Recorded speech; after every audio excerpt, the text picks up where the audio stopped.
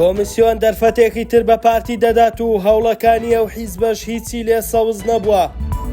50 ڕۆژ تێپەڕی بەسەر دابەشنەکردنی موچە لە هەرێم و لە بەغداشدا و توێی دەرهێنانی کارتی بانکی بۆ موچەخۆرانی هەرێم دەکرێت. تورکیا هەڕەشەیەکی گەورە لە یەکێتی و سلێمانی دەکات و دوایین دەرفەتیش ڕادەگەێنێت.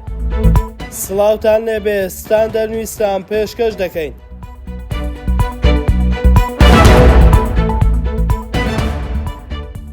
جومانە غالای وتەبێژی کۆمیسیۆنی باڵای سەربەخۆی هەڵبژاردنەکانی عێراق ڕایگەیاند ئەنجومەنی کۆمیسیاران ماوەی تۆمارکردنی پارت و هاوپەیمانێتیەکانی بۆ هەڵبژاردنی پەرلەمانی کوردستان بۆ کۆتایی دەوامی ڕۆژی 28 سەی 2024 دەست کردەوە. ئەوە لە کاتێکدا پارتی ڕایگەیاند بایکۆتی هەڵبژاردنی پەرلەمانی کوردستان دەکەن. لە دوێنێشەوە زنجیرەیەک دانیشتنی لەگەڵ لایەنەکان دەست پێ کردووە و لەگەڵ هەریەک لە کۆمەڵی دادگەری و یەکگرتووی ئیسلامی و بزوتنەوەی گۆڕان کۆبووەتەوە. ئامانجی پارتی لە سەردانەکانی بۆ لای لایەنە سیاسیەکانەوەیە هۆکاری بایکۆتکردنی خۆی لە هەڵبژاردنی پەرلەمانی کوردستان ڕوون بکاتەوە و پشتیوانی لایەنەکان بۆ بایکۆت بەدەست بهێنێت. بەڵام سەرجەم لایەنەکان جەختیان لەوە کردوتەوە لە لەگەڵ بەڕێوەچوونی هەڵبژاردن لە کاتی خۆیدا. بەو پێش بێت هیچ دەرفەتێک لە بەردەم پارتیدا نەماوە، تەنها ئەوە نەبێتکەوە لە بڕیاری بایکۆتکردن پەشیمان ببێتەوە و ئەو دەرفەتەی کۆمیسیۆن سوود لێوەربگرێت بۆ ئەوەی ئامادەکاریەکانی بۆ هەڵبژاردنی پەرلەمانی کوردستان تەواو بکات.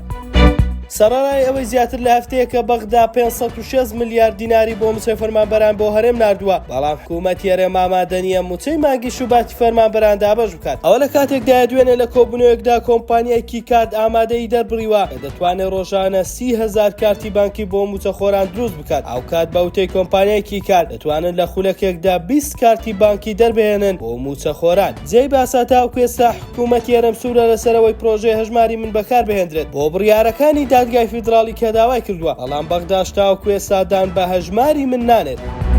حاکان فیدان وەزیری دەرەوەی تورکیا ڕایگەیاند عێراق و تورکیا بەرەو ڕێکەوتنێکی گشتگیر هەنگاو دەنێت بۆ کۆتایی هێنان بەبوونی گەریلا. ڕێکەوتنەکە بوارەکانی ئاسایش و وزە و ئاویش لەخۆ دەگرێت. فیدان لە چاوپێکەوتنێکی تەلەڤیزیۆنی داماژەی بەوە کردووە لەو ڕێکەوتنەدا هەشتی شەعبیش بەشدارە بۆ چارەسەرکردنی پرسی ئەو ڕێکخراوە چەکدارە لە شارۆچکەکانی شەنگال لە عێراق. وەزیری دەرەوەی تورکیا هۆشداریش بە یەکێتی نیشتیمانی کوردستان دەدات و وتی هیوادارین هاوڕێکانمان لە سلێمانی پاشە کشێ بکەن لە هەڵەکەیان پێش تێپەڕبوونی کات پابەندی دۆسایەتی لەگەڵ تورکیا پتەو بکەن وەک ئەوەی پێشتر کردویانە و بەرەو ئایندەی هاوبەش پێکەوە هەنگاو بنێن.